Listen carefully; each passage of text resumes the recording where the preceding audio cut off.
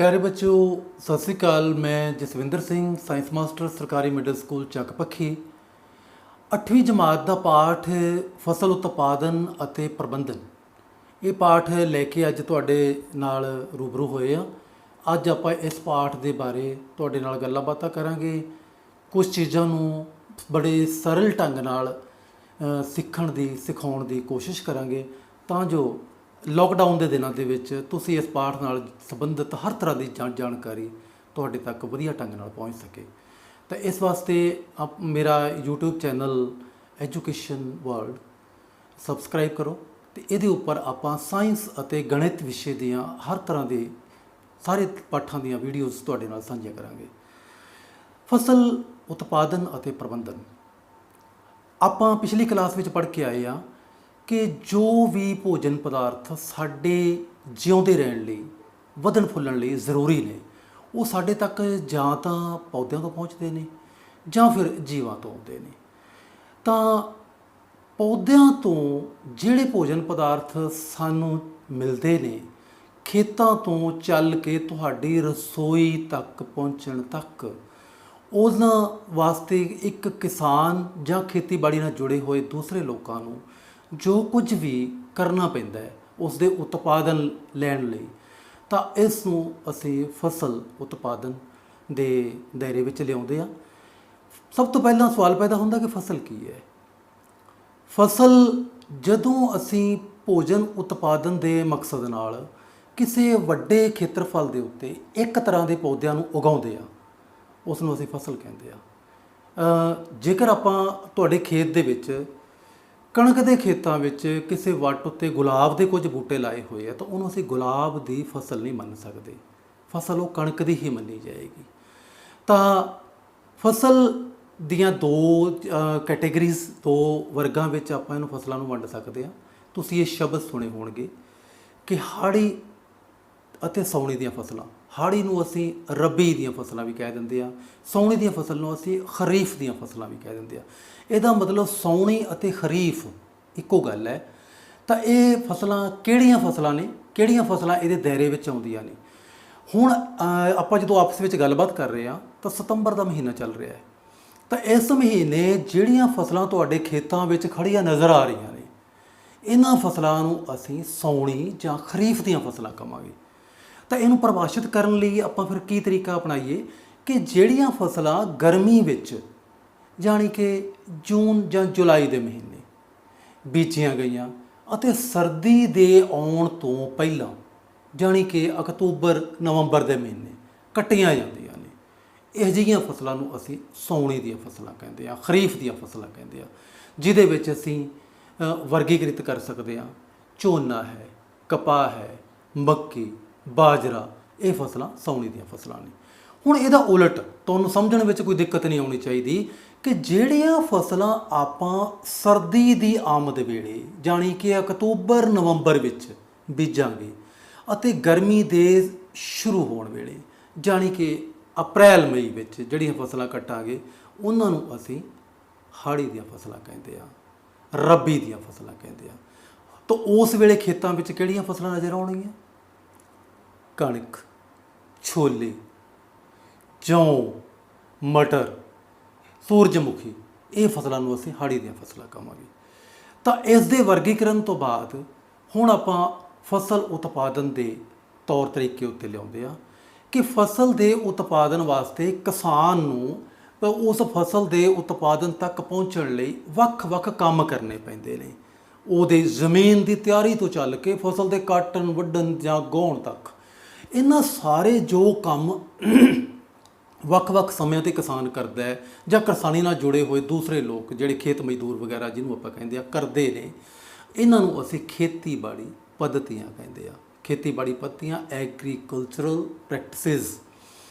ਤਾਂ ਇਹਨਾਂ ਖੇਤੀਬਾੜੀ ਪੱਧਤੀਆਂ ਦੀ ਜੇਕਰ ਆਪਾਂ ਗੱਲ ਕਰੀਏ ਤਾਂ ਸਭ ਤੋਂ ਪਹਿਲੀ ਖੇਤੀਬਾੜੀ ਪੱਧਤੀ ਨੂੰ ਅਸੀਂ ਜ਼ਮੀਨ ਦੀ ਤਿਆਰੀ ਕਹਿੰਦੇ ਆ। ਜ਼ਮੀਨ ਦੀ ਤਿਆਰੀ ਦਾ ਮਤਲਬ ਕਿਸੇ ਵੀ ਫਸਲ ਨੂੰ ਬੀਜਣ ਤੋਂ ਪਹਿਲਾਂ ਖੇਤ ਨੂੰ ਸਹੀ ਢੰਗ ਨਾਲ ਤਿਆਰ ਕਰਨਾ ਤਾਂ ਕਿ ਉਸ ਫਸਲ ਦੇ ਪੌਦੇ ਉਸ ਖੇਤ ਵਿੱਚ ਵਧੀਆ ਢੰਗ ਨਾਲ ਵੱਧ ਫੁੱਲ ਸਕਣ ਅਤੇ ਸਹੀ ਸਾਨੂੰ ਉਤਪਾਦਨ ਮਿਲ ਸਕੇ। ਤਾਂ ਖੇਤ ਦੀ ਤਿਆਰੀ ਦੇ ਵਿੱਚ ਕੀ ਆ ਜਾਏਗਾ ਕਿ ਜਿਹੜੀਆਂ ਪਿਛਲੀ ਫਸਲ ਦੀ ਰਹਿੰਦ ਖੂੰਦ ਖੇਤਾਂ ਵਿੱਚ ਰਹਿ ਗਈ ਸੀ ਉਹਨੂੰ ਸਹੀ ਢੰਗ ਨਾਲ ਨਿਪਟਾਰਾ ਕਰਕੇ ਖੇਤ ਨੂੰ ਵਾਹ ਕੇ ਮਿੱਟੀ ਨੂੰ ਭੁਰਭੁਰਾ ਹਵਾਦਾਰ ਤੇ ਨਰਮ ਬਣਾਉਣਾ, ਇਹ ਸਾਰਾ ਕੁਝ ਖੇਤ ਦੀ ਤਿਆਰੀ ਵਿੱਚ ਆਏਗਾ। ਸਭ ਤੋਂ ਪਹਿਲਾਂ ਖੇਤ ਦੀ ਤਿਆਰੀ ਕਰਨ ਲੱਗਿਆ ਆਪਾਂ ਖੇਤ ਨੂੰ ਸਭ ਤੋਂ ਪਹਿਲਾਂ ਵਾਵਾਂਗੇ ਬੱਚਿਓ। ਵਾਹੁਣ ਦੇ ਪਹਿਲਾਂ ਦੀ ਗੱਲ ਕਰੀਏ ਤਾਂ ਇਹ ਸਾਰਾ ਕੰਮ ਜਿਹੜਾ ਹੈ ਪਸ਼ੂਆਂ ਦੀ ਸਹਾਇਤਾ ਨਾਲ ਹੁੰਦਾ ਸੀ, ਬਲਦਾਂ ਨਾਲ ਉਹ ਹਲ ਨੂੰ ਵਾਹੁਣ ਦਾ ਜਾਂ ਊਠ ਨਾਲ ਹਲ ਨਾਲ ਵਾਹੁਣ ਦਾ। ਪਰ ਸਮੇਂ ਨੇ ਜਿਉਂ ਹੀ ਬਦਲਿਆ ਤੇ ਇਹ ਕੰਮ ਜਿਹੜਾ ਵਿਗਿਆਨਕ ਢੰਗਾਂ ਨਾਲ ਕਰਨਾ ਸ਼ੁਰੂ ਕੀਤਾ ਗਿਆ, ਜਿਹਦੇ ਵਾਸਤੇ ਟਰੈਕਟਰ ਦੀ ਵਰਤੋਂ ਖੇਤ ਵਿੱਚ ਹੋਣੀ ਸ਼ੁਰੂ ਹੋਈ। ਤਾਂ ਹਲ ਨਾਲ ਖੇਤ ਨੂੰ ਵਾਹੁਣ ਦਾ ਮਕਸਦ ਜਿਹੜੀ ਉੱਪਰਲੀ ਮਿੱਟੀ ਹੈ ਉਸ ਨੂੰ ਵੱਡੇ ਵੱਡੇ ਢੇਲਿਆਂ ਵਿੱਚ ਤੋੜ ਲੈਣਾ। ਅਜੇ ਉਹ ਭੁਰਭਰੀ ਨਹੀਂ ਹੋਈ ਹੈ, ਉਸ ਨੂੰ ਭੁਰਭਰੀ ਕਰਨ ਲਈ ਖੇਤ ਦੇ ਵਿੱਚ ਸੁਹਾਗੇ ਦੀ ਵਰਤੋਂ ਕੀਤੀ ਜਾਂਦੀ ਹੈ, ਔਰ ਸੁਹਾਗੇ ਦੀ ਵਰਤੋਂ ਖੇਤ ਨੂੰ ਕਿਸੇ ਹੱਦ ਤੱਕ ਪੱਧਰਾ ਵੀ ਕਰਦੀ ਹੈ। ਪਰ ਪੂਰੀ ਤਰ੍ਹਾਂ ਖੇਤ ਨੂੰ ਪੱਧਰਾ ਕਰਨ ਲਈ ਖੇਤ ਦੇ ਵਿੱਚ ਅਸੀਂ ਕਰਾਹੇ ਦੀ ਵਰਤੋਂ ਕਰਦੇ ਆ। ਤਾਂ ਇਹ ਔਜ਼ਾਰਾਂ ਦੀ ਮੈਂ ਇਸ ਕਰਕੇ ਗੱਲ ਕਰ ਰਿਹਾ ਤਾਂ ਕਿ ਤੁਹਾਨੂੰ ਥੋੜ੍ਹਾ ਬਹੁਤ ਇਹਨਾਂ ਔਜ਼ਾਰਾਂ ਬਾਰੇ ਪਤਾ ਹੋਵੇ ਕਿ ਕਿਹੜਾ ਔਜ਼ਾਰ ਖੇਤ ਵਿੱਚ ਕਿਸ ਕੰਮ ਲਈ ਵਰਤਿਆ ਜਾਂਦਾ ਹੈ। ਤਾਂ ਸੁਹਾਗੇ ਦੇ ਨਾਲ ਜਿਹੜੇ ਖੇਤ ਜਦੋਂ ਹਲ ਵਾਹੁਣ ਲੱਗਿਆ ਖੇਤ ਦੇ ਵਿੱਚ ਵੱਡੀਆਂ ਵੱਡੀਆਂ ਢੀਮਾਂ ਢੇਲੇ ਬਣੇ ਸਨ। ਜਦੋਂ ਸੁਹਾਗਾ ਚਲਾਉਂਦੇ ਆ ਤਾਂ ਉਹ ਲੱਕੜ ਦਾ ਭਾਰਾ ਇੱਕ ਤਰ੍ਹਾਂ ਦਾ ਫੱਟਾ ਉਹ ਖੇਤ ਵਿਚਲੇ ਇਹਨਾਂ ਢੇਲਿਆਂ ਨੂੰ ਛੋਟੇ ਟੁਕੜਿਆਂ ਵਿੱਚ ਜਾਂ ਮਿੱਟੀ ਦੇ ਬਰੀਕ ਕਣਾਂ ਵਿੱਚ ਉਸ ਨੂੰ ਤੋੜ ਦਿੰਦਾ, ਯਾਨੀ ਭੁਰਭੁਰਾ ਬਣਾ ਦਿੰਦਾ। ਪਰ ਖੇਤ ਨੂੰ ਪੱਧਰ ਕਰਨਾ, ਸਮਤਲ ਕਰਨਾ ਬਹੁਤ ਜ਼ਰੂਰੀ ਹੈ, ਕਿਉਂਕਿ ਅਸੀਂ ਖੇਤ ਦੇ ਵਿੱਚ ਜਿਹੜੇ ਅੱਗੇ ਜਾ ਕੇ ਫਸਲ ਬੀਜਣੀ ਹੈ ਤਾਂ ਉਸ ਦੇ ਸਾਰੇ ਪੌਦਿਆਂ ਨੂੰ ਇੱਕਸਾਰ ਪਾਣੀ ਲੱਗ ਸਕੇ। ਇਸ ਵਾਸਤੇ ਖੇਤ ਦਾ ਸਮਤਲ ਹੋਣਾ ਬੜਾ ਜ਼ਰੂਰੀ ਹੈ, ਕਿਉਂਕਿ ਜੇ ਖੇਤ ਸਮਤਲ ਨਹੀਂ ਹੋਏਗਾ ਤਾਂ ਜਿਹੜੀਆਂ ਡੂੰਘੀਆਂ ਥਾਵਾਂ ਉੱਤੇ ਪਾਣੀ ਜ਼ਿਆਦਾ ਭਰ ਜਾਏਗਾ ਤਾਂ ਪੌਦੇ ਦੀਆਂ ਜੜ੍ਹਾਂ ਦਾ ਸਾਹ ਘੁੱਟਣ ਨਾਲ ਪੌਦੇ ਉੱਥੇ ਮਰ ਜਾਣਗੇ, ਖੇਤ ਦੀ ਫਸਲ ਡੁੱਬ ਜਾਏਗੀ ਉੱਥੇ। ਪਰ ਜਿਹੜੀਆਂ ਥਾਵਾਂ ਖੇਤ ਵਿੱਚ ਉੱਚੀਆਂ ਹੋਣਗੀਆਂ ਉਹਨਾਂ ਪੌਦਿਆਂ ਨੂੰ ਪਾਣੀ ਨਹੀਂ ਮਿਲੇਗਾ ਜਾਂ ਥੋੜ੍ਹੇ ਸਮੇਂ ਲਈ ਮਿਲੇਗਾ, ਫਿਰ ਉਹ ਪਾਣੀ ਸੁੱਕ ਜਾਂਦਾ ਹੈ, ਇਸ ਲਈ ਉਹ ਪਾਣੀ ਦੀ ਕਮੀ ਨਾਲ ਮਰ ਜਾਣਗੇ। ਪਾਣੀ ਦੀ ਬਹੁਤਾਤ ਅਤੇ ਪਾਣੀ ਦੀ ਕਮੀ ਦੋਵੇਂ ਹੀ ਪੌਦਿਆਂ ਲਈ ਹਾਨੀਕਾਰਕ ਹੈ। ਇਸ ਲਈ ਖੇਤ ਦਾ ਸਮਤਲ ਹੋਣਾ ਬੜਾ ਜ਼ਰੂਰੀ ਹੈ। ਉਹਦੇ ਵਾਸਤੇ ਅਸੀਂ ਕਰਾਹੇ ਦੀ ਵਰਤੋਂ ਕਰਦੇ ਹਾਂ।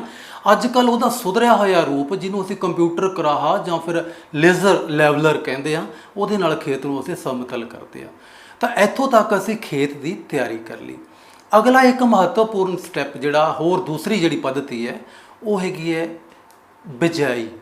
ਪਰ ਬਿਜਾਈ ਤੋਂ ਪਹਿਲਾਂ ਵੀ ਜਿਹੜਾ ਸਟੈਪ ਹੈ ਉਹ ਜ਼ਿਆਦਾ ਜ਼ਰੂਰੀ ਹੈ। ਉਹਦੇ ਸਾਨੂੰ ਪਤਾ ਹੋਣਾ ਚਾਹੀਦਾ ਕਿ ਅਸੀਂ ਜਿਹੜੀ ਫਸਲ ਬੀਜਣ ਜਾ ਰਹੇ ਹਾਂ ਬੱਚਿਓ, ਉਸ ਦੇ ਵਾਸਤੇ ਆਪਾਂ ਨੂੰ ਸਹੀ ਬੀਜਾਂ ਦੀ ਚੋਣ ਬੜੀ ਜ਼ਰੂਰੀ ਹੈ, ਕਿਉਂਕਿ ਸਹੀ ਤਕਨੀਕ ਨਾਲ ਬੀਜਣ ਤੋਂ ਪਹਿਲਾਂ ਸਾਨੂੰ ਸਹੀ ਬੀਜਾਂ ਦੀ ਚੋਣ ਕਰਨੀ ਪਏਗੀ। ਕਿਉਂਕਿ ਜਿਹੜੀ ਫਸਲ ਹੁਣ ਬੀਜਣੀ ਹੈ ਆਪਾਂ ਉਹਦੇ ਜਿਹੜੇ ਬੀਜਾਂ ਨੂੰ ਵਰਤਣਾ ਹੈ ਉਹ ਪਿਛਲੀ ਜਿਹੜੀ ਫਸਲ ਜਦੋਂ ਕੱਟੀ ਸੀ ਇਹ ਉਸ ਦਾ ਇਹ ਉਤਪਾਦ ਸੀ ਇਸ ਦਾ। ਤਾਂ ਹੋ ਸਕਦਾ ਹੈ ਕਿ ਉਸ ਮੌਕੇ ਉਹਨਾਂ ਬੀਜਾਂ ਨੂੰ ਸੰਭਾਲਣ ਵੇਲੇ ਜਾਂ ਖੇਤ ਦੇ ਵਿੱਚ ਹੀ ਕੁਝ ਪੰਛੀਆਂ ਦੁਆਰਾ, ਜਾਨਵਰਾਂ ਦੁਆਰਾ ਕੁਝ ਬੀਜ ਖਰਾਬ ਕਰ ਦਿੱਤੇ ਗਏ ਹੋਣ, ਜਾਂ ਬਾਅਦ ਵਿੱਚ ਸਹੀ ਸੰਭਾਲ ਨਾ ਹੋਣ ਦੇ ਨਾਲ ਕੁਝ ਬੀਜ ਜਿਹੜੇ ਹੈਗੇ ਨੇ ਉੱਲੀਆਂ ਨਾਲ ਜਾਂ ਦੂਸਰੇ ਸੂਖਮ ਜੀਵਾਂ ਨਾਲ ਖਰਾਬ ਹੋ ਗਏ ਹੋਣ, ਖੋਖਲੇ ਹੋ ਗਏ ਹੋਣ। ਉਹਨਾਂ ਬੀਜਾਂ ਵਿੱਚ ਕਈ ਵਾਰ ਤੁਸੀਂ ਵੇਖਿਆ ਹੋਵੇਗਾ ਜਿਹੜੇ ਕੀਟ ਨੇ ਛੋਟੇ ਉਹਦੇ 'ਚ ਬਰੀਕ ਬਰੀਕ ਮੋਰੀਆਂ ਕਰ ਦਿੰਦੇ ਨੇ। ਮੋਰੀਆਂ ਕਰਨ ਦਾ ਮਤਲਬ ਉਹਦੇ ਵਿਚਲਾ ਹਿੱਸਾ ਬੀਜ ਦਾ ਖਾਧਾ ਗਿਆ ਤਾਂ ਉਹ ਬੀਜ ਉੱਗਣਾ ਨਹੀਂ। ਇਸ ਵਾਸਤੇ ਸਾਨੂੰ ਬੀਜ ਦੀ ਸਹੀ ਚੋਣ ਜ਼ਰੂਰੀ ਹੈ। ਉਹਦੇ ਵਾਸਤੇ ਕੀ ਕਰਨਾ, ਬੜਾ ਇੱਕ ਸਰਲ ਅਤੇ ਸੌਖਾ ਤਰੀਕਾ ਹੈ ਕਿ ਅਸੀਂ ਜਿਹੜੀ ਉਹ ਫਸਲ ਦੇ ਬੀਜ ਨੇ ਉਹਨੂੰ ਕਿਸੇ ਵੱਡੇ ਬਰਤਨ ਵਿੱਚ ਪਾ ਕੇ ਅਤੇ ਉਸ ਦੇ ਵਿੱਚ ਉਸ ਬਰਤਨ ਦੇ ਵਿੱਚ ਪਾਣੀ ਪਾ ਦੇਣਾ, ਜਾਣੀ ਉਸ ਬਰਤਨ ਦਾ ਲਗਭਗ 3/4 ਭਾਗ ਭਰ ਲਓ ਅਤੇ ਉਸ ਨੂੰ ਬੀਜ ਨੂੰ ਚੰਗੀ ਤਰ੍ਹਾਂ ਹਿਲਾ ਦਿਓ। ਹਿਲਾਉਣ ਦੇ ਨਾਲ ਜਿਹੜੇ ਹਲਕੇ ਬੀਜ ਨੇ, ਖੋਖਲੇ ਬੀਜ ਨੇ, ਜਿਨ੍ਹਾਂ ਨੇ ਨਹੀਂ ਉੱਗਣਾ, ਉਹ ਉਹਦੇ ਉੱਪਰ ਤਰ ਜਾਣਗੇ। ਅਤੇ ਤਰਨ ਦੇ ਨਾਲ ਉਹਨਾਂ ਨੂੰ ਛਾਣਨੀ ਨਾਲ ਵੱਖ ਕਰ ਦਿਓ। ਜਿਹੜੇ ਨਿੱਗਰ, ਨਰੋਏ, ਸਿਹਤਮੰਦ ਬੀਜ ਹੈ ਉਹ ਉਸ ਬਰਤਨ ਦੇ ਵਿੱਚ ਥੱਲੇ ਬੈਠ ਜਾਣਗੇ। ਉਹਨਾਂ ਨੂੰ ਤੁਸੀਂ ਬਾਹਰ ਕੱਢ ਕੇ ਛਾਂ ਵਿੱਚ ਸੁਕਾ ਲੈਣਾ ਅਤੇ ਉਸ ਤੋਂ ਬਾਅਦ ਅਸੀਂ ਉਹਨੂੰ ਖੇਤ ਵਿੱਚ ਬੀਜ ਦਿਆਂਗੇ। ਅਤੇ ਇਹ ਜਿਹੜਾ ਹਿੱਸਾ ਹੈ ਉਸ ਨੂੰ ਬੀਜ ਦੀ ਬਿਜਾਈ ਕਹਾਂਗੇ ਜਾਂ ਬੀਜ ਦੀ ਚੋਣ ਕਹਾਂਗੇ। ਬਿਜਾਈ 'ਤੇ ਹੁਣ ਆਉਂਦੇ ਆ। ਅਤੇ ਬਿਜਾਈ ਲਈ ਆਪਾਂ ਨੂੰ ਬਿਜਾਈ ਦਾ ਕੀ ਭਾਵ ਹੈ ਕਿ ਜਿਹੜੇ ਖੇਤ ਅਸੀਂ ਤਿਆਰ ਕੀਤਾ ਸੀਗਾ ਫਸਲ ਬੀਜਣ ਲਈ, ਉਸ ਦੇ ਵਿੱਚ ਬੀਜਾਂ ਨੂੰ ਮਿੱਟੀ ਥੱਲੇ ਸਹੀ ਡੂੰਘਾਈ 'ਤੇ ਸੈੱਟ ਕਰ ਦੇਣਾ, ਪਹੁੰਚਾ ਦੇਣਾ। ਤਾਂ ਉਹਦੇ ਵਾਸਤੇ ਅਲੱਗ-ਅਲੱਗ ਤਰੀਕੇ ਨੇ ਜਿਹੜੇ ਵਰਤੇ ਜਾਂਦੇ ਨੇ। ਸਭ ਤੋਂ ਪਹਿਲਾਂ ਇੱਕ ਤਾਂ ਜਿਹਨੂੰ ਅਸੀਂ ਪੋਰ ਕਹਿ ਦਿੰਦੇ ਹਾਂ। ਪੋਰ ਦੇ ਵਿੱਚ ਕੀ ਕਰਾਂਗੇ, ਪੁਰਾਣੇ ਸਮਿਆਂ ਦੇ ਵਿੱਚ ਕੀ ਹੁੰਦਾ ਸੀਗਾ कि हल वर्गा ही एक औजार जिहदे पिछे पोर की है कि एक लंबी नली है जिहदे उत्ते एक कीप वर्गी रचना जिहड़ी उहदे नाल ही फिट कीती हुई है। तो किसान की करदा सी, वो हल दे चलदियां चलदियां उस दे जिहड़ी वो कीप दे विच बीज जिहड़े सी वो केरदा जांदा सी ਤੇ ਉਹ ਜਿਹੜੀ ਹਲ ਸਿਆੜ ਦੇ ਵਿੱਚ ਬੀਜ ਡਿੱਗਦੇ ਜਾਂਦੇ, ਉੱਪਰ ਮਿੱਟੀ ਪੈਂਦੀ ਜਾਂਦੀ ਸੀ। ਇਹਨੂੰ ਪੂਰਨ ਬਿਜਾਈ ਕਿਹਾ ਜਾਂਦਾ ਸੀ। ਉਸੇ ਦਾ ਹੀ ਸੁਧਰਿਆ ਹੋਇਆ ਰੂਪ ਅੱਜ ਕੱਲ੍ਹ ਬਿਜਾਈ ਡਰਿੱਲ ਹੈ। ਬਿਜਾਈ ਡਰਿੱਲ ਕੀ ਹੈ ਕਿ ਬਹੁਤ ਸਾਰੇ ਜਿਹੜੀ ਪੋਰ ਇਕੱਠੇ ਇੱਕ ਔਜ਼ਾਰ ਵਿੱਚ ਫਿੱਟ ਕੀਤੇ ਹੋਏ ਨੇ ਅਤੇ ਉਹ ਜਿਹੜੇ ਉਹਦੇ ਨਾਲ ਜ਼ਿਆਦਾ ਜਾਣੀ ਕਿ ਜਗ੍ਹਾ ਇੱਕੋ ਵਾਰ ਬੀਜੀ ਜਾਂਦੀ ਹੈ। ਜਾਣੀ ਕਿ ਕਹਿਣ ਦਾ ਮਤਲਬ ਜੇਕਰ 1 ਏਕੜ ਨੂੰ ਬੀਜਣ ਲੱਗਿਆ ਜਿੰਨਾ ਸਮਾਂ ਪਹਿਲਾਂ ਇੱਕ ਹਲ ਨਾਲ ਲੱਗਦਾ ਸੀਗਾ, ਉਹਨਾਂ ਉਸ ਬਹੁਤ ਘੱਟ ਸਮੇਂ ਦੇ ਵਿੱਚ ਅਸੀਂ ਉਹਦੀ ਬਿਜਾਈ ਕਰ ਲੈਂਦੇ ਹਾਂ। ਦੂਸਰਾ ਤਰੀਕਾ ਜਿਹੜਾ ਹੈਗਾ ਬਿਜਾਈ ਦਾ ਉਹ ਹੈਗਾ ਕੇਰਾ ਬੇਟੇ ਉਸ ਨਾਲੋਂ ਥੋੜ੍ਹਾ ਜਿਹਾ ਵੱਖਰਾ ਢੰਗ ਹੈ। ਵੱਖਰੇ ਢੰਗ ਦਾ ਭਾਵ ਇਹ ਹੈ ਕਿ ਉਹਦੇ ਵਿੱਚ ਉਹ ਪੋਰ ਦੀ ਵਰਤੋਂ ਨਹੀਂ ਕੀਤੀ ਗਈ। ਉਹਦੇ ਵਿੱਚ ਇੱਕ ਸਿੰਪਲ ਹਲ ਹੈ, ਹਲ ਵਾਹੁੰਦਿਆਂ ਹੋਇਆਂ ਜਿਹੜਾ ਪਿੱਛੇ ਸਿਆੜ ਬਣਦਾ ਆ ਰਿਹਾ ਉਹਦੇ ਵਿੱਚ ਹੱਥ ਦੇ ਨਾਲ ਬੀਜ ਕੇਰੇ ਜਾਣਗੇ ਅਤੇ ਪੈਰ ਦੇ ਨਾਲ ਉਹਦੇ ਉੱਤੇ ਮਿੱਟੀ ਪਾ ਦਿੱਤੀ ਜਾਂਦੀ ਹੈ ਕੁਝ, ਤਾਂ ਇਸ ਦੇ ਨਾਲ ਜਿਹੜਾ ਹੈਗਾ ਕੋਈ ਬੀਜ ਜਿਹੜਾ ਮਿੱਟੀ ਥੱਲੇ ਢੱਕਿਆ ਗਿਆ ਇਹਨੂੰ ਅਸੀਂ ਕੇਰਾ ਕਹਿ ਦਿੰਦੇ ਹਾਂ। ਤੀਸਰਾ ਤਰੀਕਾ ਜਿਹੜਾ ਹੈਗਾ ਬੀਜਣ ਦਾ ਉਹਨੂੰ ਅਸੀਂ ਛੱਟਾ ਕਹਿੰਦੇ ਹਾਂ। ਛੱਟਾ ਦਾ ਭਾਵ ਇਹ ਹੈਗਾ ਕਿ ਤਿਆਰ ਕੀਤੇ ਹੋਏ ਖੇਤ ਵਿੱਚ ਛੱਟਾ ਮਾਰ ਕੇ ਬੀਜ ਖਿਲਾਰ ਦਿੱਤੇ ਜਾਂਦੇ ਨੇ ਅਤੇ ਉੱਤੋਂ ਉਹਨੂੰ ਘੱਟ ਡੂੰਘਾਈ ਉੱਤੇ ਹਲ ਚਲਾ ਕੇ ਉੱਪਰੋਂ ਸੁਹਾਗਾ ਮਾਰ ਦਿੱਤਾ ਜਾਂਦਾ ਹੈ ਅਤੇ ਇਸ ਦੇ ਨਾਲ ਜਿਹੜਾ ਬੀਜ ਹੈਗਾ ਜਿਹੜਾ ਬੀਜਿਆ ਗਿਆ ਇਸ ਨੂੰ ਅਸੀਂ ਛੱਟਾ ਕਹਿੰਦੇ ਹਾਂ। ਪਰ ਇਹਨਾਂ ਤਿੰਨਾਂ ਤਰੀਕਿਆਂ ਦੇ ਵਿੱਚ ਜਿਹੜਾ ਪੋਰ ਨਾਲ ਬਿਜਾਈ ਨੂੰ ਅਸੀਂ ਸਭ ਤੋਂ ਉੱਤਮ ਤਰੀਕਾ ਮੰਨਦੇ ਹਾਂ। ਦੂਸਰੇ ਨੰਬਰ ਦੇ ਉੱਤੇ ਕੇਰਾ ਅਤੇ ਤੀਜਾ ਛੱਟਾ। ਇੱਕ ਕਹਾਵਤ ਸੀ ਖੇਤੀਬਾੜੀ ਨਾਲ ਜੁੜੀ ਹੋਈ ਕਿ ਪੋਰਾ ਬਾਦਸ਼ਾਹ, ਕੇਰਾ ਵਜ਼ੀਰ ਅਤੇ ਛੱਟਾ ਫਕੀਰ। ਭਾਵ ਇਹ ਹੈ ਕਿ ਛੱਟੇ ਦੇ ਵਿੱਚ ਜਦੋਂ ਬੀਜ ਕੁਝ ਉੱਪਰ ਰਹਿ ਗਏ, ਕੁਝ ਜ਼ਿਆਦਾ ਡੂੰਘਾਈ 'ਤੇ ਚਲੇ ਗਏ, ਉੱਪਰਲਿਆਂ ਨੂੰ ਜਿਹੜੇ ਸੀ ਜਾਨਵਰ ਚੁੱਕ ਗਏ, ਜਿਹੜੇ ਜ਼ਿਆਦਾ ਡੂੰਘਾਈ 'ਤੇ ਚਲੇ ਗਏ ਉਹ ਨਾ ਉੱਗੇ। ਇਸ ਕਰਕੇ ਬਿਜਾਈ ਜਿਹੜੀ ਸੀ ਇਹਦੇ ਵਿੱਚ ਮਾੜੇ ਦਰਜੇ ਦੀ ਬਿਜਾਈ ਹੁੰਦੀ ਸੀ, ਜਾਣੀ ਕਿ ਬੀਜ ਜਿਹੜੇ ਸੀਗੇ ਉਹ ਘੱਟ ਉਗਦੇ ਸਨ। ਕੇਰਾ ਦੇ ਵਿੱਚ ਥੋੜ੍ਹਾ ਜਿਹਾ ਹੋਰ ਚੰਗਾ ਅਤੇ ਪੋਰ ਦੇ ਵਿੱਚ ਹੋਰ ਚੰਗੀ ਬਿਜਾਈ ਹੋ ਜਾਂਦੀ ਸੀਗੀ। ਤਾਂ ਇਹ ਜਿਹੜੇ ਆਪਾਂ ਇਸ ਪੱਧਤੀ ਨੂੰ ਕਹਿੰਦੇ ਹਾਂ ਬਿਜਾਈ। ਅਗਲੀ ਜਿਹੜੀ ਖੇਤੀਬਾੜੀ ਪੱਧਤੀ ਹੈ ਬੱਚਿਓ ਉਹ ਹੈਗੀ ਆ ਖਾਦ ਪਾਉਣਾ। ਜਿਸ ਤਰ੍ਹਾਂ ਕਿ ਸਾਡੇ ਜੀਵਾਂ ਦੇ ਸਰੀਰ ਨੂੰ ਵਧਣ ਫੁੱਲਣ ਲਈ ਬਹੁਤ ਸਾਰੇ ਪੋਸ਼ਕ ਤੱਤਾਂ ਦੀ ਲੋੜ ਹੁੰਦੀ ਹੈ, ਪੌਦਿਆਂ ਦੇ ਵੀ ਸਹੀ ਵਾਧੇ ਲਈ, ਸਹੀ ਵਧਣ ਫੁੱਲਣ ਲਈ ਪੋਸ਼ਕ ਤੱਤਾਂ ਦੀ ਲੋੜ ਹੁੰਦੀ ਹੈ। ਤਾਂ ਉਹ ਪੋਸ਼ਕ ਤੱਤਾਂ ਲਈ ਆਪਾਂ ਮਿੱਟੀ ਦੇ ਵਿੱਚ ਖਾਦ ਪਾਉਂਦੇ ਹਾਂ। ਖਾਦ ਪਾਉਣ ਦਾ ਢੰਗ ਦੋ ਤਰ੍ਹਾਂ ਨਾਲ ਕੀਤਾ ਜਾਂਦਾ ਹੈ। ਇੱਕ ਤਾਂ ਤਰੀਕਾ ਇਹ ਹੈਗਾ ਕਿ ਫਸਲ ਦੀ ਤਿਆਰੀ ਵੇਲੇ ਅਸੀਂ ਕੁਦਰਤੀ ਖਾਦ ਜਾਂ ਜਿਸ ਨੂੰ ਅਸੀਂ ਰੂੜੀ ਦੀ ਖਾਦ ਕਹਿੰਦੇ ਹਾਂ ਉਹ ਅਸੀਂ ਜ਼ਮੀਨ ਦੀ ਤਿਆਰੀ ਦੇ ਵੇਲੇ ਖੇਤ ਦੇ ਵਿੱਚ ਖਿਲਾਰ ਕੇ ਖੇਤ ਨੂੰ ਵਾਹ ਦਿੱਤਾ ਅਤੇ ਉਹ ਖਾਦ ਜਿਹੜੀ ਮਿੱਟੀ ਦਾ ਹਿੱਸਾ ਬਣ ਗਈ। ਦੂਸਰਾ ਤਰੀਕਾ ਇਹ ਹੈ ਕਿ ਜਿਹੜੀ ਫਸਲ ਅਸੀਂ ਬੀਜ ਦਿੱਤੀ, ਜਦੋਂ ਫਸਲ ਬੀਜ ਉੱਗਣ ਤੋਂ ਕੁਝ ਸਮਾਂ ਬਾਅਦ ਜੇ ਪੌਦਿਆਂ ਦੇ ਵਾਧੇ ਵਾਸਤੇ ਅਸੀਂ ਉਹਦੇ ਵਿੱਚ ਕੁਝ ਰਸਾਇਣਕ ਖਾਦਾਂ ਦੀ ਵਰਤੋਂ ਕਰਦੇ ਹਾਂ। ਤਾਂ ਹੁਣ ਰਸਾਇਣਕ ਖਾਦਾਂ ਕੀ ਨੇ? ਨਾਂ ਤੋਂ ਹੀ ਸਪਸ਼ਟ ਹੈ ਕਿ ਰਸਾਇਣਕ ਖਾਦਾਂ ਕੁਝ ਰਸਾਇਣਕ ਪਦਾਰਥ ਨੇ, ਕੁਝ ਯੋਗਿਕ ਨੇ ਇਹ, ਜਿਹੜੇ ਕਿ ਅਸੀਂ ਫੈਕਟਰੀਆਂ ਵਿੱਚੋਂ ਤਿਆਰ ਖਰੀਦ ਕੇ ਲਿਆਉਂਦੇ ਆ ਅਤੇ ਉਸ ਨੂੰ ਅਸੀਂ ਖੇਤ ਦੇ ਵਿੱਚ ਖਿਲਾਰ ਕੇ ਉੱਪਰ ਪਾਣੀ ਲਾ ਦਿੰਦੇ ਆ। ਜਦੋਂ ਇਹ ਪਾਣੀ ਦੇ ਵਿੱਚ ਘੁਲ ਜਾਂਦੀਆਂ ਨੇ ਅਤੇ ਜਿਹੜੀਆਂ ਪੌਦਿਆਂ ਦੀਆਂ ਜੜ੍ਹਾਂ ਨੇ ਉਸ ਘੁਲੇ ਹੋਏ ਪੋਸ਼ਕ ਤੱਤਾਂ ਨੂੰ ਪ੍ਰਾਪਤ ਕਰ ਲੈਂਦੀਆਂ ਨੇ। ਤਾਂ ਇਸ ਲਈ ਅਸੀਂ ਜਿਹੜੀ ਜ਼ਮੀਨ ਦੇ ਵਿੱਚ ਪੌਦਿਆਂ ਵਾਸਤੇ ਜਿਹੜੀ ਪੋਸ਼ਕ ਤੱਤਾਂ ਦੀ ਪੂਰਤੀ ਦੋ ਢੰਗ ਨਾਲ ਕਰ ਸਕਦੇ ਹਾਂ, ਇੱਕ ਪ੍ਰਕਿਰਤਿਕ ਜਾਂ ਕੁਦਰਤੀ ਖਾਦ ਦੇ ਜ਼ਰੀਏ ਅਤੇ ਦੂਸਰਾ ਰਸਾਇਣਕ ਖਾਦਾਂ ਦੇ ਜ਼ਰੀਏ। ਤਾਂ ਰਸਾਇਣਕ ਖਾਦਾਂ ਦੇ ਵਿੱਚ ਤੁਸੀਂ ਨਾਂ ਸੁਣੇ ਹੋਣਗੇ, urea, DAP, NPK, single super phosphate, zinc sulphate, ferrous sulphate. ਇਹ ਕੁਝ ਰਸਾਇਣਕ ਖਾਦਾਂ ਨੇ ਜਿਹੜੀਆਂ ਕਿ ਵੱਖ-ਵੱਖ ਪੋਸ਼ਕ ਤੱਤਾਂ ਦੀ ਪੂਰਤੀ ਕਰਦੀਆਂ ਨੇ। ਤਾਂ ਇਹਨਾਂ ਦੇ ਵਿੱਚ ਕੀ ਅੰਤਰ ਹੈ? ਇਹਨਾਂ ਨੂੰ ਅਸੀਂ ਕਿਹੜੀਆਂ ਖਾਦਾਂ ਨੂੰ ਕਿਉਂ ਵਰਤਣਾ ਪਸੰਦ ਕਰਦੇ ਹਾਂ? ਅਤੇ ਇਹਦੇ ਵਿੱਚ ਕੁਛ ਨਾ ਕੁਛ ਅੰਤਰ ਹੈ, ਤਾਂ ਹੀ ਆਪਾਂ ਉਸ ਦੀ ਵਰਤੋਂ ਇੱਕ ਦੀ ਦੂਜੀ ਦੇ ਨਾਲ ਜਾਂ ਇੱਕ ਦੂਜੀ ਦਾ ਬਦਲ ਨਹੀਂ ਬਣ ਸਕਦੀ। ਤਾਂ ਉਹਦੇ ਵਾਸਤੇ ਜਿਹੜੀਆਂ ਇਹ ਰੂੜੀ ਦੀ ਖਾਦ ਜਾਂ ਕੁਦਰਤੀ ਖਾਦ ਦੀ ਗੱਲ ਕਰੀਏ ਤਾਂ ਇਹ ਘਰ ਵਿੱਚ ਤਿਆਰ ਹੋਣ ਯੋਗ ਹੈ। ਆਪਣੇ ਘਰਾਂ ਦੇ ਵਿੱਚ ਰੱਖੇ ਹੋਏ ਪਸ਼ੂਆਂ ਦਾ ਮਲ ਮੂਤਰ ਇੱਕ ਜਗ੍ਹਾ 'ਤੇ ਇਕੱਠਾ ਕਰਕੇ ਰੂੜੀ ਦੇ ਜ਼ਰੀਏ ਜਾਂ ਫਿਰ ਕਿਸੇ ਟੋਏ ਦੇ ਵਿੱਚ ਉਹਨੂੰ ਇਕੱਠਾ ਕਰਕੇ ਕੁਝ ਸਮੇਂ ਗਲਣ ਤੋਂ ਬਾਅਦ ਆਪਾਂ ਜਦੋਂ ਉਹਨੂੰ ਖੇਤ 'ਚ ਪਾ ਦਿੰਦੇ ਆ, ਜਿਹੜੀ ਘਰ ਵਿੱਚ ਤਿਆਰ ਹੋ ਜਾਂਦੀ ਹੈ। ਅਤੇ ਦੂਸਰੇ ਪਾਸੇ ਜੇ ਰਸਾਇਣਕ ਖਾਦ ਘਰ ਵਿੱਚ ਤਿਆਰ ਨਹੀਂ ਕੀਤੀ ਜਾ ਸਕਦੀ, ਇਸ ਨੂੰ ਪ੍ਰੋਪਰ ਕਿਉਂਕਿ ਇਹ ਯੋਗਿਕ ਨੇ ਕੁਝ ਅਤੇ ਇਸ ਕਰਕੇ ਇਹ ਫੈਕਟਰੀਆਂ ਵਿੱਚ ਤਿਆਰ ਹੁੰਦੀ ਹੈ। ਰੂੜੀ ਦੀ ਖਾਦ ਵਿੱਚ ਜਿਹੜੇ ਪੋਸ਼ਕ ਤੱਤ ਨੇ ਤਕਰੀਬਨ ਸਾਰੇ ਪੋਸ਼ਕ ਤੱਤ ਥੋੜ੍ਹੀ ਮਾਤਰਾ ਵਿੱਚ ਕੁਝ ਮਾਤਰਾ ਵਿੱਚ ਹੁੰਦੇ ਨੇ, ਪਰ ਰਸਾਇਣਕ ਖਾਦ ਵਿੱਚ ਕਿਸੇ ਪਾਰਟੀਕੂਲਰ ਕਿਸੇ ਵਿਸ਼ੇਸ਼ ਤੱਤ ਦੀ ਉਹਦੇ ਵਿੱਚ ਮਾਤਰਾ ਹੈ, ਬਾਕੀ ਪੋਸ਼ਕ ਤੱਤ ਉਹ ਖਾਦ ਜਿਹੜੀ ਹੈ ਪ੍ਰੋਵਾਈਡ ਨਹੀਂ ਕਰਦੀ। ਤੀਸਰਾ, ਇਹ ਰਸਾਇਣਕ ਖਾਦ ਦੀ ਜ਼ਿਆਦਾ ਮਾਤਰਾ ਵਿੱਚ ਵਰਤੋਂ ਕਰਨੀ ਪੈਂਦੀ। ਆਪਾਂ ਇੱਕ ਖੇਤ ਦੇ ਵਿੱਚ ਕੋਈ 4-5 ਟਰਾਲੀਆਂ ਘੱਟੋ ਘੱਟ ਪਾਉਂਦੇ ਆ, ਪਰ ਜਿਹੜੀ ਰਸਾਇਣਕ ਖਾਦ ਹੈ ਉਸ ਦਾ ਅਸੀਂ ਇੱਕ ਥੈਲਾ ਜਾਂ ਕੁਝ ਥੈਲੇ ਜਿਹੜੇ ਨੇ ਉਸ ਦੀ ਵਰਤੋਂ ਵਿੱਚ ਲਿਆਉਂਦੇ ਆ। ਜਿਹੜੀ ਕੁਦਰਤੀ ਖਾਦ ਹੈ ਉਹ ਜ਼ਮੀਨ ਦੀ ਸੰਰਚਨਾ ਜਿਹੜੀ ਜਾਂ ਜ਼ਮੀਨ ਦੀ ਜਿਹੜੀ ਸਿਹਤ ਹੈ ਉਸ ਨੂੰ ਖਰਾਬ ਨਹੀਂ ਕਰਦੀ, ਲੇਕਿਨ ਜਿਹੜੀਆਂ ਇਹ ਰਸਾਇਣਕ ਖਾਦਾਂ ਨੇ ਇਸ ਦੀ ਬੇਲੋੜੀ ਵਰਤੋਂ ਕਈ ਵਾਰ ਜ਼ਮੀਨ ਦੇ ਵਿੱਚ ਤੇਜ਼ਾਬੀਪਣ ਜਾਂ ਫਿਰ ਖਾਰੀਪਣ ਜਿਹੜਾ ਪੈਦਾ ਕਰ ਦਿੰਦੀ ਹੈ ਅਤੇ ਜ਼ਮੀਨ ਨੂੰ ਕਲਰਾਠਾ ਜਾਂ ਬੰਜਰ ਤੱਕ ਵੀ ਬਣਾ ਦਿੰਦੀ ਹੈ। ਅਤੇ ਕੁਝ ਅੰਤਰ ਹੈ ਜਿਹੜਾ ਆਪਾਂ ਰਸਾਇਣਕ ਖਾਦਾਂ ਅਤੇ ਕੁਦਰਤੀ ਖਾਦਾਂ ਦੇ ਵਿੱਚ ਲਿਆ ਸਕਦੇ ਹਾਂ। ਜਿਹੜੀ ਚੌਥੀ ਪੱਧਤੀ ਹੈ ਬੇਟੇ ਉਹ ਹੈ ਸਿੰਚਾਈ। ਸਿੰਚਾਈ ਜਿਵੇਂ ਮੈਂ ਇਸ ਖਾਦ ਪਾਉਣ ਦੇ ਵਿੱਚ ਹੀ ਤੁਹਾਨੂੰ ਹਲਕਾ ਜਿਹਾ ਦੱਸ ਕੇ ਗਿਆ, ਕਿਉਂਕਿ ਜੇ ਖਾਦਾਂ ਜ਼ਮੀਨ ਦੇ ਵਿੱਚ ਜਾਂ ਪੋਸ਼ਕ ਤੱਤ ਜ਼ਮੀਨ ਦੇ ਵਿੱਚ ਜਿਹੜੇ ਪਏ ਨੇ ਉਹਨੂੰ ਪੌਦੇ ਤਾਂ ਹੀ ਪ੍ਰਾਪਤ ਕਰ ਸਕਣਗੇ ਜੇਕਰ ਉਹ ਘੁਲਣਸ਼ੀਲ ਅਵਸਥਾ ਵਿੱਚ ਹੋਣਗੇ। ਤਾਂ ਉਸ ਦੇ ਵਿੱਚ ਵਾਸਤੇ ਆਪਾਂ ਹੀ ਕਰਦੇ ਹਾਂ, ਖੇਤ ਦੇ ਵਿੱਚ ਸਿੰਚਾਈ ਦਿੰਦੇ ਹਾਂ, ਕੁਝ ਸਿੰਚਾਈ ਕਰਦੇ ਹਾਂ, ਕੁਝ ਸਮੇਂ ਬਾਅਦ ਖੇਤਾਂ ਨੂੰ ਪਾਣੀ ਦਿੰਦੇ ਆ, ਤਾਂ ਕਿ ਜਦੋਂ ਫਸਲ ਨੂੰ ਆਪਾਂ ਪਾਣੀ ਦਿੰਦੇ ਹਾਂ ਉਹ ਪੋਸ਼ਕ ਤੱਤ ਘੁਲ ਜਾਣਗੇ ਅਤੇ ਪੌਦਾ ਉਹਨੂੰ ਪ੍ਰਾਪਤ ਕਰ ਲਏਗਾ। ਅਤੇ ਨਾਲੇ ਪੌਦੇ ਦੇ ਭੋਜਨ ਬਣਾਉਣ ਵਾਸਤੇ ਵੀ ਤਾਂ ਪਿਛਲੀ ਕਲਾਸ ਵਿੱਚ ਆਪਾਂ ਪੜ੍ਹਿਆ ਸੀ ਕਿ ਪ੍ਰਕਾਸ਼ ਸੰਸਲੇਸ਼ਨ ਕਿਰਿਆ ਵਿੱਚ ਵੀ ਜਿਹੜੀਆਂ 3 ਚੀਜ਼ਾਂ ਪੌਦੇ ਨੂੰ ਚਾਹੀਦੀਆਂ ਨੇ, ਕਾਰਬਨ ਡਾਈਆਕਸਾਈਡ, ਪਾਣੀ ਅਤੇ ਕਲੋਰੋਫਿਲ ਉਹਨਾਂ ਦੇ ਵਿੱਚ ਪੌਦਿਆਂ ਦੇ ਅੰਦਰ ਹੀ ਹੈ, ਅਤੇ ਸੂਰਜ ਦੀ ਰੋਸ਼ਨੀ। ਆਪਾਂ ਇਹ 4 ਚੀਜ਼ਾਂ ਦਾ ਸੁਮੇਲ ਪੜ੍ਹਿਆ ਸੀ ਪ੍ਰਕਾਸ਼ ਸੰਸਲੇਸ਼ਨ ਲਈ ਜ਼ਰੂਰੀ ਹੈ, ਤਾਂ ਉੱਥੇ ਪਾਣੀ ਇੱਕ ਜ਼ਰੂਰੀ ਘਟਕ ਹੈ ਜਿਹੜਾ ਭੋਜਨ ਬਣਾਉਣ ਲਈ ਚਾਹੀਦਾ, ਅਤੇ ਇਸ ਕਰਕੇ ਆਪਾਂ ਖੇਤ ਦੀ ਸਿੰਚਾਈ ਕਰਦੇ ਹਾਂ। ਤਾਂ ਪੁਰਾਣੇ ਸਮੇਂ ਦੇ ਵਿੱਚ ਜ਼ਿਆਦਾ ਤਾਂ ਇਹ ਵਰਖਾ ਉੱਤੇ ਹੀ ਨਿਰਭਰ ਸੀ। ਜਿਹੜੀਆਂ ਜ਼ਮੀਨਾਂ ਵਰਖਾ ਉੱਤੇ ਕੇਵਲ ਨਿਰਭਰ ਹੁੰਦੀਆਂ ਨੇ ਉਹਨੂੰ ਅਸੀਂ ਬਰਾਨੀ ਜ਼ਮੀਨਾਂ ਕਹਿੰਦੇ ਹਾਂ। ਜੇ ਵਰਖਾ ਪਈ ਤਾਂ ਫਸਲ ਠੀਕ ਹੋ ਜਾਂਦੀ ਸੀ, ਨਹੀਂ ਤਾਂ ਸੁੱਕਾ ਪੈ ਜਾਂਦਾ ਸੀ ਅਤੇ ਫਸਲ ਜਿਹੜੀ ਮਾਰੀ ਜਾਂਦੀ। ਜਿਵੇਂ ਜਿਵੇਂ ਸਮਾਂ ਗੁਜ਼ਰਿਆ, ਜਿਹੜੀ ਦਰਿਆਵਾਂ ਵਿੱਚੋਂ ਨਹਿਰਾਂ ਕੱਢੀਆਂ ਗਈਆਂ, ਨਹਿਰਾਂ ਨਾਲ ਸਿੰਚਾਈ ਹੋਣੀ ਸ਼ੁਰੂ ਹੋਈ। ਸਾਡੇ ਪੰਜਾਬ ਵਿੱਚ ਜ਼ਿਆਦਾ ਸਿੰਚਾਈ ਨਹਿਰਾਂ ਨਾਲ ਹੁੰਦੀ ਹੈ, ਕਿਉਂਕਿ ਨਹਿਰਾਂ ਦੇ ਨਾਲ ਇੱਕ ਪਾਰਟੀਕੂਲਰ ਸਮੇਂ ਦੇ ਉੱਤੇ ਸਿੰਚਾਈ ਹੋ ਸਕਦੀ ਹੈ। ਇਸ ਕਰਕੇ ਅਸੀਂ ਕਿਸੇ ਹੋਰ ਸਮੇਂ ਦੇ ਉੱਤੇ ਪਾਣੀ ਨਹੀਂ ਲਾ ਸਕਦੇ, ਕਿਉਂਕਿ ਆਪਣੀ ਵਾਰੀ ਦੇ ਮੁਤਾਬਕ ਚੱਲਣਾ ਪੈਂਦਾ। ਇਸ ਕਰਕੇ ਖੇਤਾਂ ਦੇ ਵਿੱਚ ਅਸੀਂ ਟਿਊਬਵੈੱਲ ਲਾਉਣੇ ਸ਼ੁਰੂ ਕੀਤੇ, ਖੂਹ ਲਾਉਣੇ ਸ਼ੁਰੂ ਕੀਤੇ, ਖੂਹ ਤੋਂ ਬਾਅਦ ਟਿਊਬਵੈੱਲ ਦੀ ਵਾਰੀ ਆਈ, ਤਾਂ ਉਹਦੇ ਨਾਲ ਅਸੀਂ ਜ਼ਮੀਨ ਦੇ ਜਿਹੜਾ ਇਹ ਹੇਠਲਾ ਪਾਣੀ ਆ ਉਹਨੂੰ ਕੱਢ ਕੇ ਲਾਉਂਦੇ ਆ, ਜਿਹੜਾ ਕਿ ਜ਼ਿਆਦਾ ਵਰਤਣਾ ਚੰਗਾ ਨਹੀਂ। ਇਹਦੀ ਗੱਲ ਆਪਾਂ ਫੇਰ ਕਿਤੇ ਕਰਾਂਗੇ।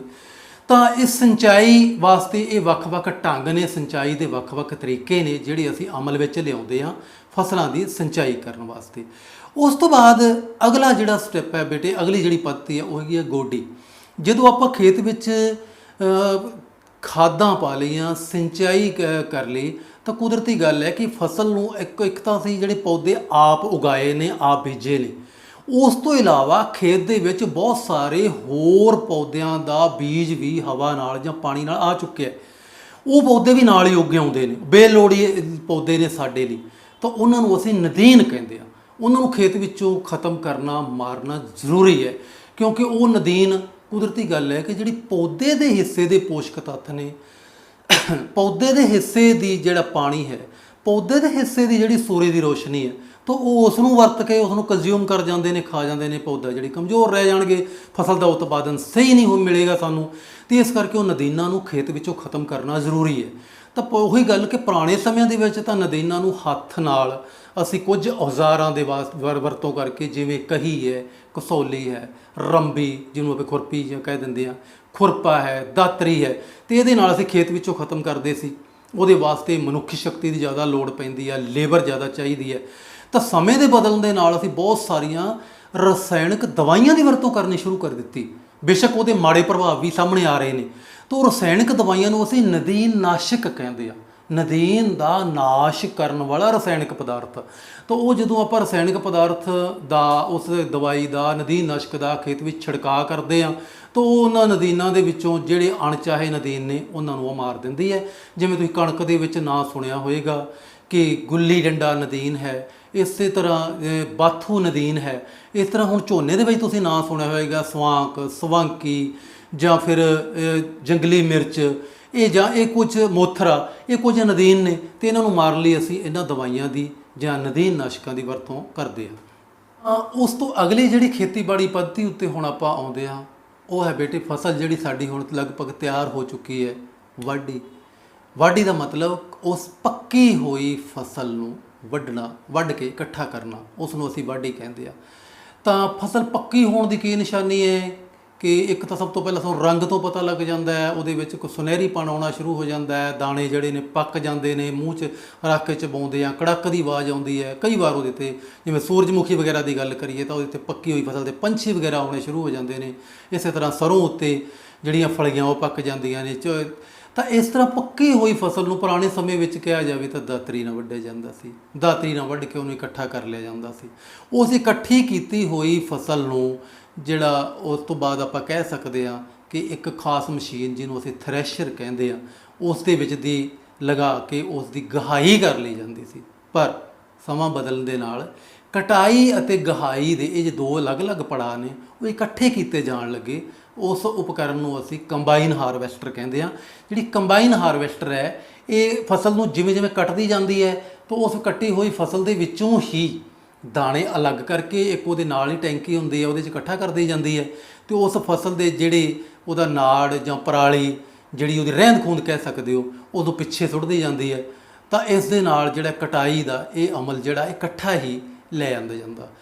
ਅਤੇ ਉਸ ਕਟਾਈ ਜਾਂ ਗਹਾਈ ਦੀ ਫਸਲ ਤੋਂ ਬਾਅਦ ਜਿਹੜੀ ਉਸ ਫਸਲ ਦਾ ਉਤਪਾਦਨ ਇੱਥੋਂ ਤੱਕ ਹੋ ਚੁੱਕਿਆ ਹੈ, ਉਸ ਤੋਂ ਅੱਗੇ ਉਹਦਾ ਭੰਡਾਰਨ ਕਰਨਾ ਔਰ ਸਹੀ ਢੰਗ ਨਾਲ ਭੰਡਾਰਨ ਕਰਨਾ ਬੜਾ ਜ਼ਰੂਰੀ ਹੈ। ਕਿਉਂਕਿ ਉਸ ਉਤਪਾਦਨ ਨੂੰ ਅਸੀਂ ਪੂਰਾ ਸਾਲ ਵਰਤੋਂ ਵਿੱਚ ਲਿਆਉਣਾ ਹੈ, ਉਸ ਉਤਪਾਦ ਨੂੰ ਅਸੀਂ ਪੂਰਾ ਸਾਲ ਵਰਤਣਾ ਅਤੇ ਉਹਦੇ ਉੱਤੇ ਆਉਣ ਵਾਲੇ ਸਮੇਂ ਦੇ ਵਿੱਚ ਕੁਝ ਕੀਟ, ਛੋਟੇ ਕੀਟ ਜਿਹੜੇ ਨੇ, ਢੋਰਾ ਵਗੈਰਾ ਨੇ, ਉਹਨੂੰ ਖਰਾਬ ਕਰਨਾ ਹੈ, ਨਮੀ ਨੇ ਉਸ ਨੂੰ ਖਰਾਬ ਕਰਨਾ ਹੈ, ਉੱਲੀਆਂ ਉਹਦੇ ਉੱਤੇ ਆਉਣਗੀਆਂ। ਤਾਂ ਉਹਦੇ ਵਾਸਤੇ ਉਹਦਾ ਸਹੀ ਢੰਗ ਨਾਲ ਭੰਡਾਰਨ ਕਰਨਾ ਬੜਾ ਜ਼ਰੂਰੀ ਹੈ। ਤਾਂ ਉਸ ਭੰਡਾਰਨ ਦੀ ਜਿਹੜੀ ਪਹਿਲੀ ਬੁਨਿਆਦੀ ਸ਼ਰਤ ਇਹ ਹੈ ਕਿ ਫਸਲ ਦੇ ਵਿੱਚ ਨਮੀ ਦੀ ਇੱਕ ਮਾਤਰਾ ਜਿਹੜੀ ਹੈ ਉਹ ਢੁਕਵੀਂ ਹੋਵੇ ਜਾਂ ਬਿਲਕੁਲ ਜਿਹੜਾ ਅਨਾਜ ਉਹ ਸੁੱਕਾ ਹੋਵੇ। ਤਾਂ ਉਹਦੇ ਵਾਸਤੇ ਆਪਾਂ ਉਹ ਸੁੱਕੇ ਹੋਏ ਅਨਾਜ ਨੂੰ ਜਾਣੀ ਕਿ ਜੋ ਚਬਾ ਕੇ ਵੇਖੀਏ ਤਾਂ ਇੱਕਦਮ ਉਹ ਦਾਣੇ ਸਾਨੂੰ ਢਿੱਲੇ ਮਹਿਸੂਸ ਨਾ ਹੋਣ, ਕੜਕ ਦੀ ਆਵਾਜ਼ ਆਵੇ। ਤਾਂ ਉਸ ਤੋਂ ਬਾਅਦ ਹੀ ਉਹਨੂੰ ਸੰਭਾਲਣਾ, ਚਾਹੇ ਅਸੀਂ ਬੋਰੀਆਂ ਤੋਂ ਬਾਅਦ ਅੱਜ ਕੱਲ੍ਹ ਬਦਲੇ ਹੋਏ ਸਮੇਂ ਦੇ ਵਿੱਚ ਆਪਾਂ ਟੀਨ ਦੇ ਬਣੇ ਹੋਏ ਜਿਹੜੇ ਡਰਮ ਨੇ ਉਹਨਾਂ ਵਿੱਚ ਸੰਭਾਲਦੇ ਹਾਂ। ਤਾਂ ਉਸ ਦੇ ਵਿੱਚ ਅਸੀਂ ਉਹਨੂੰ ਸੰਭਾਲ ਸਕਦੇ ਹਾਂ। ਜਿਹੜੇ ਕਿ ਵੱਡੇ ਪੱਧਰ ਦੇ ਉੱਤੇ ਉਹਦਾ ਜਿਹੜਾ ਭੰਡਾਰਨ ਹੈ ਉਹ ਗੋਦਾਮਾਂ ਵਿੱਚ ਕੀਤਾ ਜਾਂਦਾ। ਤਾਂ ਉਹਨਾਂ ਗੋਦਾਮਾਂ ਨੂੰ ਸਭ ਤੋਂ ਪਹਿਲਾਂ ਤਾਂ ਕੀਟਾਣੂ ਰਹਿਤ ਕੀਟ ਤੋਂ ਰਹਿਤ ਕਰ ਲਿਆ ਜਾਂਦਾ ਹੈ, ਕਿਸੇ ਕੀਟਨਾਸ਼ਕ ਦਾ ਛਿੜਕਾਅ ਕਰਕੇ, ਜਾਂ ਡਰਮ ਨੂੰ ਵੀ ਉਹਦੇ ਵਿੱਚ ਕੀਟਨਾਸ਼ਕ ਦਾ ਕਿਸੇ ਛਿੜਕਾਅ ਕਰਕੇ ਉਹਦੇ ਵਿੱਚ ਜਿਹੜੀ ਪਹਿਲਾਂ ਤੋਂ ਮੌਜੂਦ ਕੋਈ ਵੀ ਸੂਖਮ ਜੀਵ ਨੇ ਉਹਨੂੰ ਖਤਮ ਕਰ ਲਿਆ ਜਾਂਦਾ। ਤਾਂ ਉਹਦੇ ਵਿੱਚ ਅਸੀਂ ਫਿਰ ਫਸਲ ਨੂੰ, ਉਸ ਉਤਪਾਦ ਨੂੰ ਅਸੀਂ ਉਹਦਾ ਭੰਡਾਰਨ ਕਰਦੇ ਹਾਂ। ਤਾਂ ਉਸ ਭੰਡਾਰਨ ਕੀਤੀ ਹੋਈ ਫਸਲ ਦੇ ਵਿੱਚ, ਉਸ ਉਤਪਾਦ ਦੇ ਵਿੱਚ ਅਸੀਂ ਕੁਝ ਖਾਸ ਦਵਾਈਆਂ ਦੀ ਜਾਂ ਕੁਝ ਇਸ ਤਰ੍ਹਾਂ ਦੇ ਜੈਵਿਕ ਪਦਾਰਥਾਂ ਦੀ ਵਰਤੋਂ ਹੀ ਕਰਦੇ। ਤੁਸੀਂ ਵੇਖਿਆ ਹੋਏਗਾ ਕਿ ਨਿੰਮ ਦੇ ਪੱਤੇ ਕਈ ਵਾਰੀ ਆਪਾਂ ਉਹਦੇ ਵਿੱਚ ਪਾ ਦਿੰਦੇ ਹਾਂ, ਜਾਂ ਉਹਦੇ ਵਿੱਚ ਅਸੀਂ ਮਾਚਿਸ ਦੀਆਂ ਤੀਲਾਂ ਕੁਝ ਪਾ ਦਿੰਦੇ ਹਾਂ, ਕਿਉਂਕਿ ਮਾਚਿਸ ਦੀ ਤੀਲ ਉੱਪਰ ਰੈੱਡ ਫਾਸਫੋਰਸ ਲੱਗਾ ਹੁੰਦਾ, ਜਿਹੜਾ ਲਾਲ ਰੰਗ ਦਾ ਜਲਣ ਵਾਲਾ ਪਦਾਰਥ ਹੈ। ਤਾਂ ਉਹ ਵੀ ਇੱਕ ਕੀਟਨਾਸ਼ਕ ਹੈ। ਤਾਂ ਉਸ ਦੇ ਨਾਲ ਜਿਹੜਾ ਉਸ ਫਸਲ ਦੇ ਜਿਹੜੇ ਉਹ ਦਾਣੇ ਨੇ ਉਹ ਖਰਾਬ ਨਹੀਂ ਹੁੰਦੇ। ਤਾਂ ਉਸ ਦੇ ਨਾਲ ਆਪਾਂ ਕਹਿ ਸਕਦੇ ਹਾਂ ਕਿ ਉਹਨੂੰ ਅਸੀਂ ਉਹ ਕਾਫੀ ਲੰਬੇ ਸਮੇਂ ਤੱਕ ਉਹਨੂੰ ਸੰਭਾਲ ਕੇ ਰੱਖ ਸਕਦੇ ਹਾਂ, ਉਹਦੀ ਜਿਹੜੀ ਕੁਆਲਿਟੀ ਅਤੇ ਗੁਣਵੱਤਾ ਬਣੀ ਰਹੇ। ਤਾਂ ਉਸ ਦੇ ਵਿੱਚ ਇੱਕ ਜਿਹੜਾ ਇੱਥੋਂ ਤੱਕ ਆਪਾਂ ਜਿਹੜੇ ਆ ਚੁੱਕੇ ਹਾਂ ਕਿ ਉਹਦਾ ਫਸਲ ਦਾ ਭੰਡਾਰਨ ਕਰ ਲਿਆ ਉਹਦੇ ਉਤਪਾਦਨ ਤੋਂ ਬਾਅਦ। ਤਾਂ ਇੱਕ ਜਿਹੜੀ ਬੜੀ ਇੱਕ ਜ਼ਰੂਰੀ ਚੀਜ਼ ਮੈਂ ਦੱਸਣੀ ਚਾਹਾਂਗਾ ਕਿ ਫਸਲੀ ਚੱਕਰ ਇੱਕ ਸ਼ਬਦ ਜਿਹੜਾ ਅੱਜ ਕੱਲ੍ਹ ਵਰਤੋਂ ਵਿੱਚ ਲਿਆਂਦਾ ਜਾਂਦਾ ਕਿ ਫਸਲੀ ਚੱਕਰ ਕੀ ਚੀਜ਼ ਹੈ। ਕਿ ਫਸਲੀ ਚੱਕਰ ਆਪਾਂ ਜਦੋਂ ਇੱਕ ਫਸਲ ਨੂੰ ਲਗਾਤਾਰ ਕਿਸੇ ਖੇਤ ਵਿੱਚ ਬੀਜਦੇ ਜਾਂਦੇ ਹਾਂ ਤਾਂ ਉਸ ਮਿੱਟੀ ਦੇ ਵਿੱਚ ਕੁਝ ਖਾਸ ਪੋਸ਼ਕ ਤੱਤਾਂ ਦੀ ਕਮੀ ਹੋ ਜਾਂਦੀ ਹੈ, ਜਿਹਦੇ ਨਾਲ ਕੁਝ ਸਾਲਾਂ ਬਾਅਦ ਉਹ ਫਸਲ ਦਾ ਉਤਪਾਦਨ ਉਨਾ ਨਹੀਂ ਰਹਿੰਦਾ, ਘਟਦਾ ਚਲਾ ਜਾਂਦਾ। ਕਿਉਂਕਿ ਜਿਹੜੇ ਪੋਸ਼ਕ ਤੱਤ ਉਸ ਫਸਲ ਨੇ ਵਰਤਣੇ ਆ ਉਹ ਘਟਦੇ ਚਲੇ ਜਾਣਗੇ। ਮੰਨ ਲਓ ਕਿ ਤੁਸੀਂ ਘਰ ਦੇ ਵਿੱਚ ਦਾਲਾਂ ਖਾਣ ਦੇ ਸ਼ੌਕੀਨ ਹੋ, ਤਾਂ ਇਹਦਾ ਮਤਲਬ ਕੀ ਹੈ ਕਿ ਘਰ ਦੇ ਜਿਹੜੀ ਦਾਲਾਂ ਜਿਹੜੀਆਂ ਨੇ ਉਹ ਪਹਿਲਾਂ ਮੁੱਕ ਜਾਣਗੀਆਂ। ਤਾਂ ਉਹੀ ਹੋਰ ਬਾਕੀ ਦੀਆਂ ਚੀਜ਼ਾਂ ਜਿਹੜੀਆਂ ਹੋ ਸਕਦਾ ਹੈਗਾ ਕਿ ਉਹ ਘਰ ਦੇ ਵਿੱਚ ਉਵੇਂ ਪਈਆਂ ਰਹਿਣ। ਅਤੇ ਇਸ ਲਈ ਜਿਹੜੀ ਫਸਲ ਆਪਾਂ ਬੀਜਦੇ ਜਾ ਰਹੇ ਹਾਂ ਉਹਦੇ ਪੋਸ਼ਕ ਤੱਤ ਖਤਮ ਹੋ ਜਾਣਗੇ, ਕੁਝ ਪੋਸ਼ਕ ਤੱਤ ਜਿਹੜੇ ਮਿੱਟੀ ਦੇ ਵਿੱਚ ਪਏ ਰਹਿਣਗੇ। ਪਰ ਜੇਕਰ ਅਸੀਂ ਇਸ ਸਾਲ ਜੇਕਰ ਕਿਸੇ ਮਿੱਟੀ ਦੇ ਵਿੱਚ ਝੋਨੇ ਦੀ ਫਸਲ ਬੀਜੀ ਹੈ, ਉਹ ਸਾਉਣੀ ਦੀ ਫਸਲ ਹੈ, ਤਾਂ ਅਗਲੇ ਸਾਲ ਅਸੀਂ ਸਾਉਣੀ ਦੀ ਫਸਲ ਕੋਈ ਹੋਰ ਦੂਜੀ ਬੀਜ ਦਈਏ, ਯਾਨੀ ਕਿ ਝੋਨੇ ਦੀ ਜਗ੍ਹਾ ਉੱਤੇ ਆਪਾਂ ਉੱਥੇ ਕਪਾਹ ਜਾਂ ਨਰਮੇ ਦੀ ਫਸਲ ਬੀਜ ਦਈਏ, ਤਾਂ ਉਹਦਾ ਉਤਪਾਦਨ ਜ਼ਿਆਦਾ ਹੋਏਗਾ। ਨਾਲੇ ਜਿਹੜੀ ਹੈ ਮਿੱਟੀ ਦੀ ਜਿਹੜੀ ਸਿਹਤ ਆ ਉਹ ਸਹੀ ਬਣੀ ਰਹੇਗੀ, ਜਿਹੜੀ ਮਿੱਟੀ ਆ ਉਹ ਉਪਜਾਊ ਬਣੀ ਰਹੇਗੀ। ਅਤੇ ਇਸ ਨੂੰ ਅਸੀਂ ਫਸਲੀ ਚੱਕਰ ਕਹਿ ਸਕਦੇ ਹਾਂ। ਫਸਲੀ ਚੱਕਰ ਜਿਹੜਾ ਭੂਮੀ ਦੀ ਸਿਹਤ ਵਾਸਤੇ ਅਤੇ ਫਸਲ ਵਿਭਿੰਨਤਾ ਲਈ ਬੜਾ ਜ਼ਰੂਰੀ ਹੈ। ਤਾਂ ਇਸ ਤਰ੍ਹਾਂ ਆਪਾਂ ਇਸ ਪਾਠ ਜਿਹੜਾ ਕਿ ਫਸਲ ਉਤਪਾਦਨ ਅਤੇ ਪ੍ਰਬੰਧਨ ਸੀ, ਇਸ ਨੂੰ ਆਪਾਂ ਬੜੇ ਵਧੀਆ ਢੰਗ ਦੇ ਨਾਲ ਖ਼ਤਮ ਕਰਨ ਤੱਕ ਪਹੁੰਚੇ ਹਾਂ। ਤਾਂ ਬੱਚਿਓ, ਤੁਸੀਂ ਇਸ ਦੇ ਵਿੱਚ ਜਿਹੜੇ ਪ੍ਰਮੁੱਖ ਸ਼ਬਦ ਉਸ ਨੂੰ ਕਵਰ ਕਰ ਲੈਣਾ ਹੈ।